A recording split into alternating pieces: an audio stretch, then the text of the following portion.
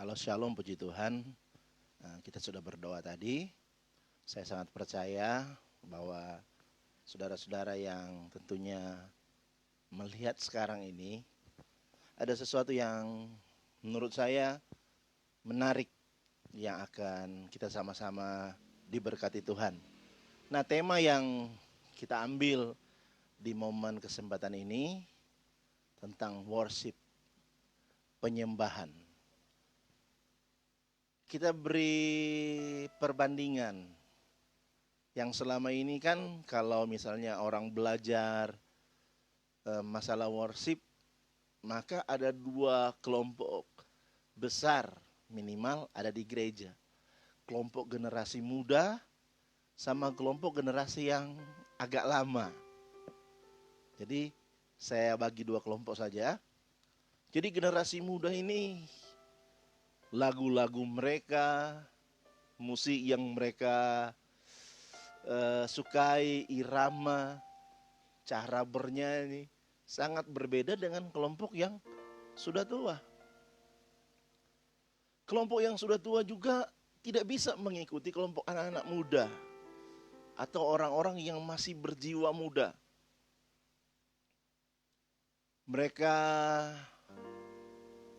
up to date dengan musik-musik zaman modern. Sehingga di gereja terjadi dua, saya namakan menurut versi saya, dua kelompok besar adalah kelompok yang generasi modern sama kelompok yang generasi zaman dulu.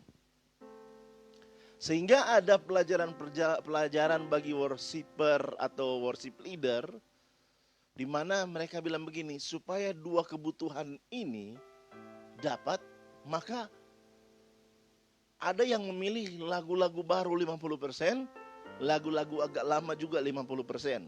Ada juga yang bilang begini, karena kita di generasi modern sekarang, lagu baru 70%, supaya yang generasi yang lama ini boleh belajar pelan-pelan sambil melihat slide di depan atau di gereja mereka. Dan lagu lama 30%. Tapi ada juga orang-orang yang berpikir bahwa lagu lama itu lagu yang diurapi. Sementara lagu baru, lagu yang terlalu iramanya, terlalu banyak pakai efek-efek tertentu dalam bermusik, kurang rohani, kurang urapan gitu misalnya kalau generasi lama ngomong. Tapi generasi baru bilang lagu lama ngantuk maksud saya. Lagu lama bikin nggak bergairah lah dalam beribadah. Jadi pertanyaan paling penting, manakah yang berkenan? Apakah lagu lama harus lama? Ataukah harus lagu baru? Ada orang nyanyi lagu lama, pada saat dia nyanyi lagu lama, luar biasa hadirat Tuhan turun. Sehingga orang bilang lagu lama, ini keren. Sementara ada orang lain bilang lagu baru paling keren. Kata-katanya, lirik-liriknya memang lama sederhana. Tapi lirik-lirik yang kata-kata lagu baru terkadang ada yang dalam. Seperti puisi yang dimana kosakata, bahasa-bahasa yang luar biasa menceritakan tentang kebaikan Tuhan. Mana yang lebih berkenan? Saya tidak mempersalahkan bagaimana orang menyukai lagu lama. Saya juga tidak mempersalahkan bagaimana orang menyukai lagu baru. Karena bukan itu penilaian mengenai penyembahan. Penyembahan bukan tentang nyanyian, penyembahan bukan tentang lagu. Kalau seandainya penyembahan tentang lagu, maka di Alkitab di Perjanjian Lama jarang disebut bahwa mereka bernyanyi. Alkitab cuma beri keterangan, Henok itu hidup bergaul dengan Allah. Dia tidak ditulis bagaimana Henok bernyanyi. Bahkan ada tokoh-tokoh hebat di Alkitab, jarang disinggung masalah-masalah penyembahan. Jadi ini bukan masalah jadul, bukan masalah baru. Bukan masalah temporer, bukan masalah kontemporer. Bukan masalah itu. Worship bukan masalah nyanyian. Penyembahan bukan masalah bernyanyi. Penyembahan bukan masalah lagu slow atau lagu cepat, puji-pujian. Tapi kita belajar yang menurut saya ini poin paling penting, sederhana sekali, tentang masalah penyembahan. Sehingga kalau kita tahu prinsip ini, kita mau nyanyi lagu lama, oke. Kita mau nyanyi lagu baru, gak masalah. Umur-umur yang 50 tahunan lagi lagu baru gak masalah. Sebab penyembahan bukan lagu, penyembahan ekspresi dari hati yang dia ungkapkan lewat lirik lagu kepada Tuhan yang dia bernyanyi. Gak masalah anak muda nyanyi lagu lama, gak masalah. Gak masalah anak muda nyanyi lagu baru, gak masalah. Karena penilaian Tuhan bukan masalah itu. Ayo kita belajar sedikit tentang masalah worship menurut saya lewat cerita di Alkitab 2 Samuel pasal yang ke-6. Goal dari worship, goal dari penyembahan, kalau saya ambil secara keseluruhan dalam beribadah, yaitu Tuhan senang dan Tuhan hadir. Itu goalnya. Dan kalau Tuhan hadir, kata Alkitab, maka di mana Tuhan hadir, dia bisa melakukan perkara-perkara ajaib. Waktu Tuhan bertemu dengan seorang janda di Nain, anak satu-satunya meninggal. Ketika Tuhan bertemu di pinggir jalan, Tuhan bangkitkan anak muda itu. Di mana Tuhan hadir? Ketika Tuhan hadir di rumah Petrus, ibu mertua Petrus disembuhkan. Ketika Tuhan hadir di tengah kesulitan, rasul-rasul, murid-murid karena angin badai, Tuhan teduhkan badai itu. Ketika Tuhan hadir di satu kota Yeriko, ada seorang pendosa yang dimana seluruh orang menuduh dia, satu kota itu, bahwa dia orang berdosa. Ketika Tuhan hadir di rumahnya, Tuhan menyelamatkan Sakeus, sang pemungut cukai. Artinya apa? Goal dari worship, entah dalam ibadah, entah dalam perorangan secara pribadi, ketika Tuhan hadir. Lagu gak terlalu penting, lagu rohani lama atau baru, kalau Tuhan hadir, maka apa? Banyak mujizat terjadi. Nah, kita kan belajar dari satu cerita sederhana tentang bagaimana Daud ini mau memindahkan tabut Tuhan. Tabut Tuhan di perjanjian lama itu lambang kehadiran Tuhan. Karena di tengah cerita ini, ketika tabut Allah itu tinggal di rumah Obed-Edom selama 3 bulan, maka Tuhan memberkati segala sesuatu, termasuk seisi rumah Obed-Edom. Ayat 1 bilang begini, Daud mengumpulkan pula semua orang pilihan di antara orang Israel. Jadi 2 Samuel 6 ayat 1, 30.000 orang banyaknya. Tabut dipindahkan ke Yerusalem. Ayat 2 bilang begini, kemudian bersiaplah Daud. Jadi kalau kata bersiaplah berarti Daud juga mempersiapkan segala hal. Ingin lakukan terbaik untuk Tuhan. Karena memang begitu. Seorang raja yang berkenan kepada Tuhan Daud ini. Lalu berjalan dari Baale Yehuda dengan seluruh rakyat yang menyertainya. Jadi Daud dengan seluruh rakyat yang menyertainya. Untuk mengangkut dari sana tabut Allah. Yang disebut dengan nama Tuhan semesta alam. Yang bertakhta di atas kerubim. Jadi, Daud kumpulkan semua orang, rakyatnya, orang-orang pilihannya, untuk memindahkan tabut Allah masuk ke Yerusalem. Ayat 3 bilang begini, mereka menaikkan tabut Allah itu ke dalam kereta yang baru. Ini kereta yang baru ini. Setelah mengangkatnya dari rumah Abinadab yang di atas bukit, lalu Usa dan Ahio anak-anak Abinadab mengantarkan kereta itu. Usa berjalan di samping tabut Allah itu, sedang Ahio berjalan di depan tabut itu. Alkitab bilang begini, ketika mereka mulai bawa tabut itu dimuat di kereta yang baru, ayat 5 bilang begini, Daud dan seluruh kaum Israel menari-nari di hadapan Tuhan. Nih perhatikan nih, ini jarang yang gereja lakukan. Daud dan seluruh kaum Israel, mereka punya alasan menari-nari karena tabut Allah itu melambangkan Tuhan hadir dan berjalan bersama dengan mereka.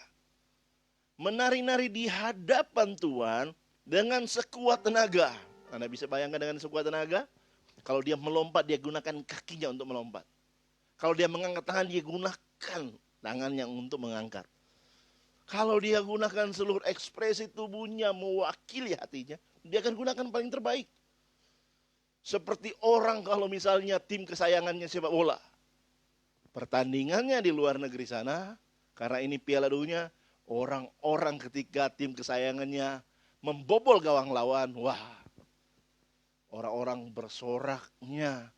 Kadang-kadang mereka harus loncat, mereka harus lari keluar rumah, mengekspresikan luar biasa tim mereka. Itu hanya untuk dunia. Jadi Daud menari-nari di hadapan Tuhan dengan sekuat tenaga.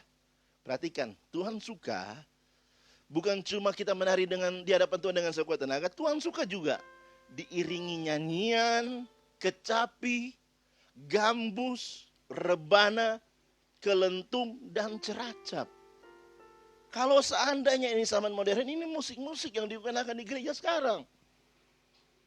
Ada gitar bass, gitar melodi, ada drum, ada bahkan juga keyboard sampai berapa.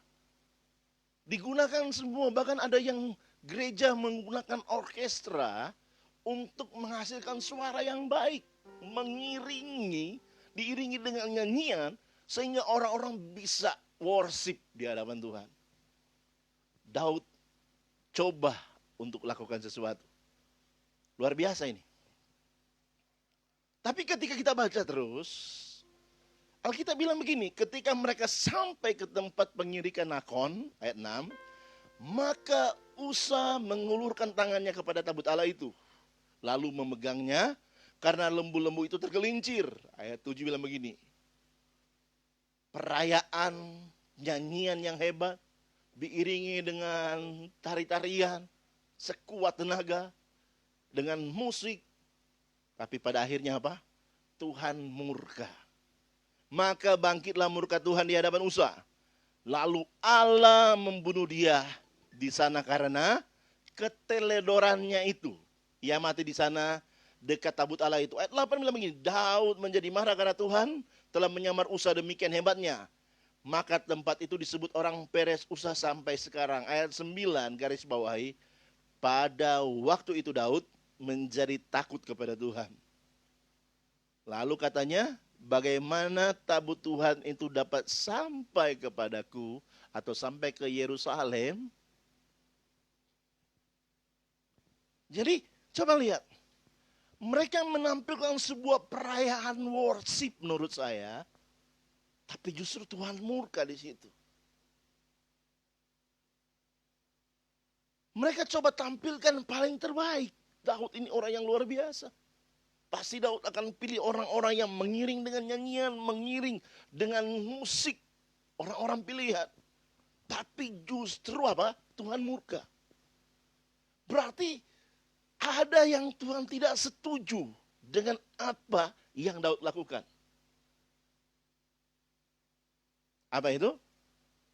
Kalau saudara-saudara pelajari Alkitab, dalam 2 Tawarik pasal 15 ayat yang kedua atau 1 Tawarik 15 ayat 2, di situ cerita yang sama, tapi Daud menjelaskan lebih dari ayat-ayat ini.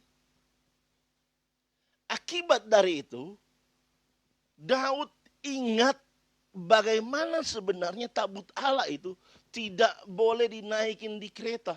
Tabut Allah itu adalah tugas dari orang-orang Lewi. Mereka harus pikul tabut Allah itu dan dibawa sampai ke tempat tujuan. Itu sudah peraturan yang dibuat Tuhan. Jadi orang-orang Lewi yang sebenarnya harus memikulnya.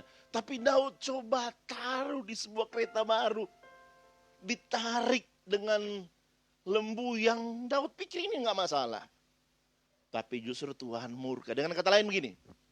Apa yang Daud persembahkan lewat nyanyian, lewat worship, lewat pujian, lewat tim musik yang sangat luar biasa, lewat penyanyi yang luar biasa, tidak akan pernah menarik hati Tuhan. Justru Tuhan murka. Kenapa? Karena ada Tuhan yang Tuhan tidak setuju. Apa yang Daud lakukan? Gerakannya nggak masalah.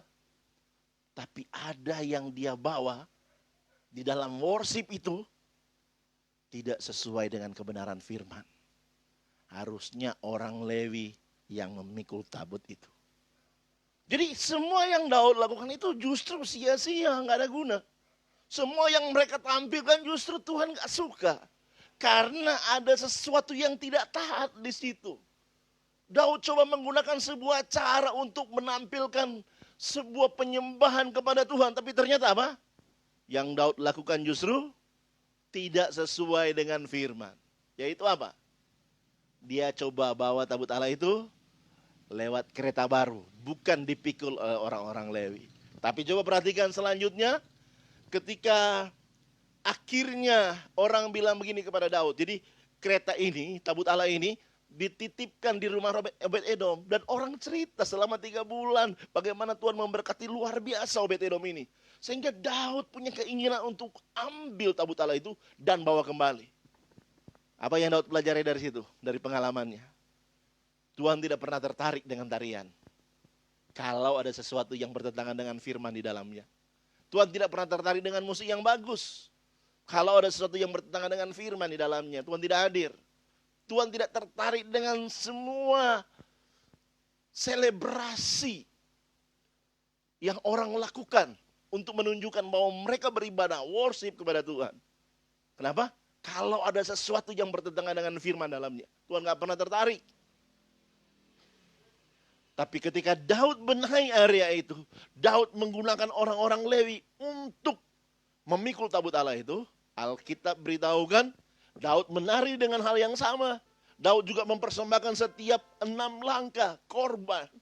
Walaupun Tuhan tidak tertarik dengan korban, Tuhan tertarik dengan dengaran taat. Dan Alkitab beritahu apa? Dari situ justru semua yang Daud lakukan berkenan kepada Tuhan. Kenapa? Karena Daud telah benahi. Nah ini poinnya bagi kita semua. Mana yang berkenan? Lagu jadul atau lagu baru? Lagu rohani tentunya. Mana yang berkenan? Generasi modern atau generasi jadul? Mana yang lebih berkenan? Menurut saya Tuhan gak pernah mempermasalahkan masalah generasi. Generasi jadul kek, generasi modern kek, mau nyanyi lagu baru kek, mau nyanyi lagu lama kek. Tuhan gak pernah menilai dari ukuran nyanyian. Yang Tuhan nilai apa justru? Apakah orang-orang di situ melakukan seturut firman atau tidak. Sehingga ketika mereka bernyanyi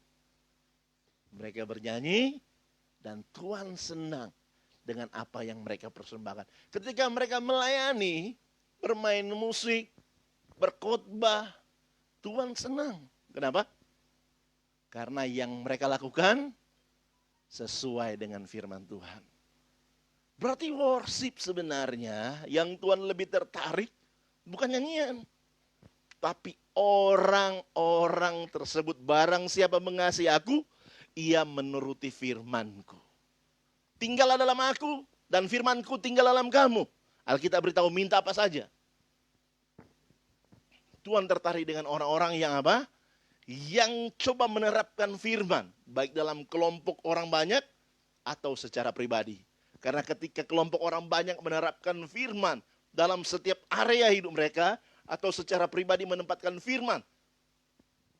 Untuk membenahi hidupnya. Maka ketika mereka bernyanyi. Lagu lama, lagu baru. Tuhan tertarik. Karena Tuhan melihat sampai kedalaman hati mereka. Anda mau tepuk tangan slow. Anda mau menari dengan sekuat tenaga. Tuhan tahu hatinya berkenan kepadaku. Itu yang Tuhan tertarik. Jadi worship adalah menurut saya ini. Yang saya simpulkan dari firman Tuhan. Worship adalah tentang orangnya yang melakukan firman. Ketika orang itu melakukan firman. Maka Tuhan senang dengan apa yang dinyanyikan. Mungkin suaranya bisa false. Tapi Tuhan melihat sampai ke dalaman hati orang itu. Dia mengasihi aku. Jadi bukan masalah jadul sekali lagi. Bukan masalah baru. Tapi masalahnya ada pada orangnya. Dulu saya berkhotbah ketika habis worship pujian, akhirnya lagu penyembahan untuk setelah itu diserahkan kepada pengkhotbah. Ketika saya pegang mic, sebelum saya berdoa, saya bilang begini langsung. Tuhan tidak suka dengan lagu yang kalian nyanyikan tadi. Semua mereka tiba-tiba memandang saya sepertinya ini aneh. Saya sedikit agak beri waktu jeda sedikit. Dan saya bilang lagi, Tuhan tidak pernah suka dengan lagu yang kalian nyanyikan tadi. Dan lagu rohani semua. Ibadah anak muda. Mereka diam, mereka bingung. Mungkin ini pertama kali mereka dengar. Tapi saya bilang begini langsung, saya tambahkan. Tapi Tuhan lebih suka dengan orang yang menyanyikan lagu itu. Baru mereka mengerti. Tuhan lebih suka orangnya.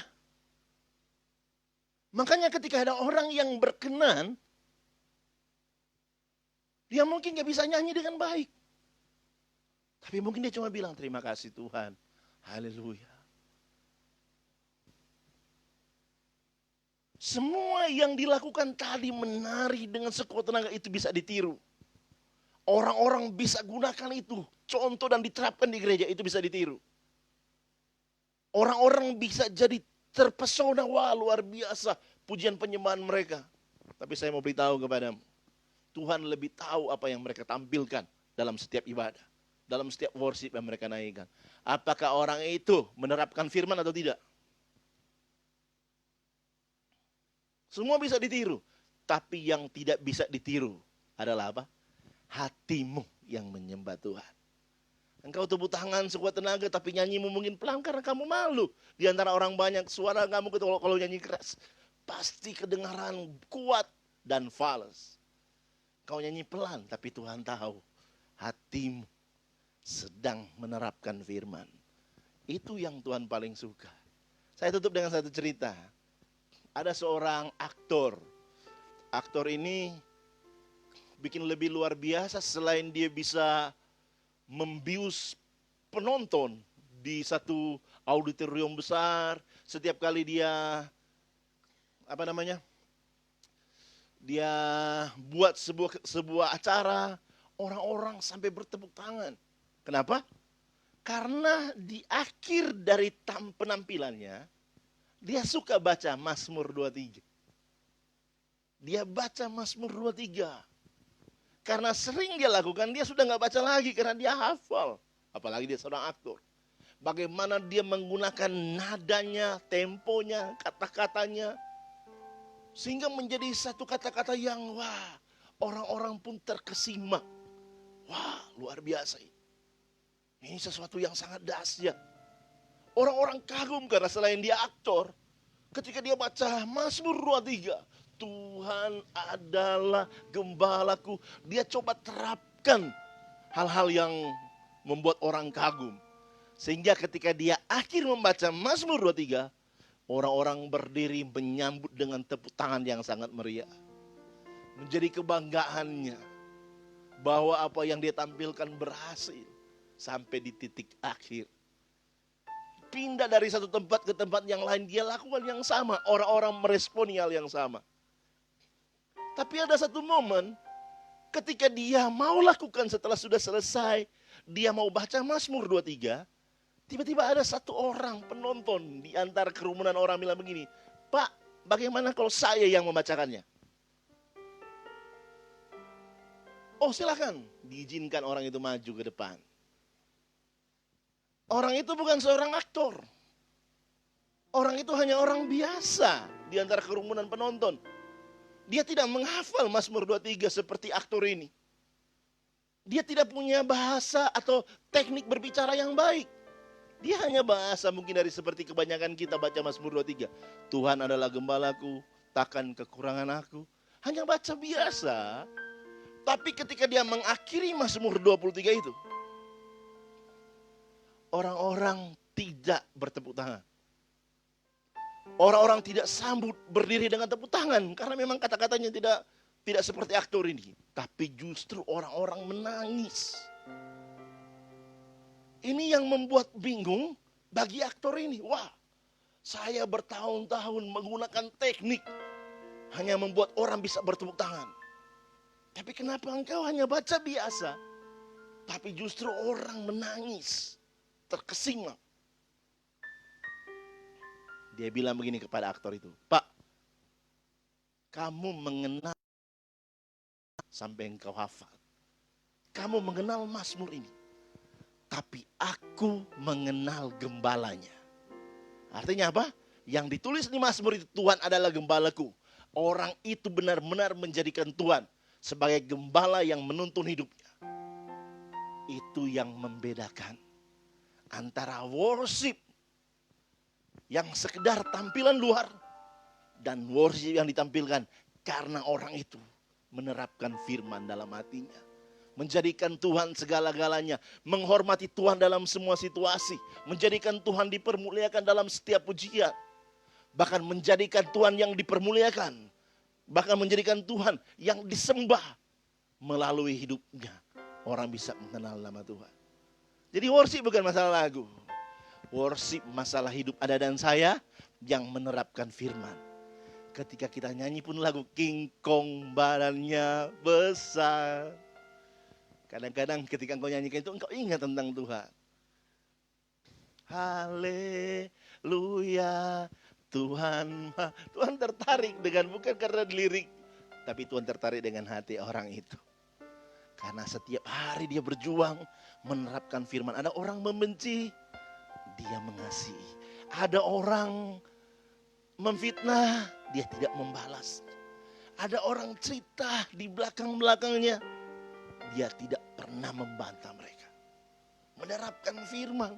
Ada orang yang berkali-kali buat salah, dia berusaha mengampuni sesuai dengan firman. Mungkin beberapa hari, beberapa kesempatan berat di hatinya karena harus berhadapan dengan orang yang bahkan coba mencelakakannya. Tapi dia lakukan karena dia menghormati Tuhan dan menerapkan firman dalam hidupnya. Makanya orang-orang seperti itu, tepuk tangan pun, nyanyi pelan pun, Tuhan mendengar dan Tuhan menyertai orang-orang tersebut. Andakah orang yang worship seperti itu? Atau Anda kebanyakan orang yang menampilkan sesuatu yang luar biasa? Engkau posting ibadahmu, wow, lagi well kau posting.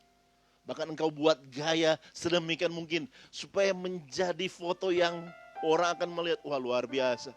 Pria ini luar biasa, wanita ini. Tapi sebenarnya hidupmu setelah ibadah tidak menerapkan firman. Engkau hidup asal-asalan anak muda. Engkau melakukan segala sesuatu yang kau suka. Yang kau pikir orang-orang tidak tahu. Tapi sepasang mata tahu apa yang kau perbuat dalam gelap ataupun dalam terang. Maka Tuhan tidak pernah bisa dimanipulasi dengan apa yang kau tampilkan. Makanya Daud coba menari dengan sekuat tenaga. Dia memilih orang-orang terbaik. Mengiringinya dengan nyanyian-nyanyian. Mengiringinya dengan alat musik yang canggih di zaman itu. Tapi justru mendatangkan murka Tuhan. Kenapa? Karena Daud lupa bahwa firman Tuhan lebih dari segala-galanya. Daud coba menggunakan penyembahan itu. Tapi ada yang Tuhan tidak setuju karena Daud melanggar firman. Tapi ketika Daud benahi, wah, Mikal pun istrinya, istri raja ini, ketika dia lihat dari jauh, bagaimana ini seorang raja, menelanjangi dirinya, menari-nari, dan menurunkan derajat seperti budak. Tahukah apa yang Daud bilang? Di hadapan Tuhan, aku akan lakukan itu. Bahkan sekalipun harus lebih rendah dari itu. Orang nomor satu, menurunkan derajat sejajar dengan budak. Daud bilang, sekalipun lebih rendah dari itu, aku akan lakukan. Kalau di hadapan Tuhan. Makanya kita perjanjian baru tulis. Daud bukan orang yang sempurna. Tapi Tuhan menulis di kitab perjanjian baru. Daud seorang yang berkenan di hatiku. Daud telah mati. Ia mangkat. Karena Daud seorang yang berkenan di hatiku. Daud melakukan kehendak Allah pada zamannya. Daud gak sempurna. Dia salah, dia perbaiki. Dia salah, dia perbaiki. Tapi dia menerapkan firman di hidupnya. Dan nama Tuhan dipermuliakan. Banyak orang suka memberi nama David, Daud. Kenapa? Karena orang tersebut. David Ambaru. Kalau David Ambaru nonton ini, kamu diberkati luar biasa. Pastor David Araro. David. Ya puji Tuhan. Firman Tuhan datang kepada kita hari ini. Semangat saudara-saudara. Tetap worship atau menyembah Tuhan. Tapi ingat, terapkan firman. Sudahkah engkau baca Alkitab hari ini? Bagaimana mau menerapkan? Belum baca. Jason sudah baca Alkitab? Sudah, ada puasa hari ini. Oke. Puji Tuhan, kita akan nyanyi satu lagu menyembah Tuhan dan kita akan berdoa. Tapi kita ada request lagu di sesi kedua, karena sekalipun kita cuma terpisah dengan jarak, tapi kalau kita nikmati benar-benar sama-sama, mungkin ya biasa request lagu. Tapi waktu engkau request lagu, tanpa engkau sadar ada orang lain nonton, entah nonton langsung sekarang, karena ini diposting, dibiarkan diposting di media sosial. Berikut ada orang nonton, klik asal-asal di lagu momen yang dinyanyikan. Tuhan bisa menggunakan apa saja untuk menyentuh hati orang-orang itu. Puji Tuhan, kita akan nyanyikan lagu Tak Akan Pernah Ku Sesali. Lagu andalan.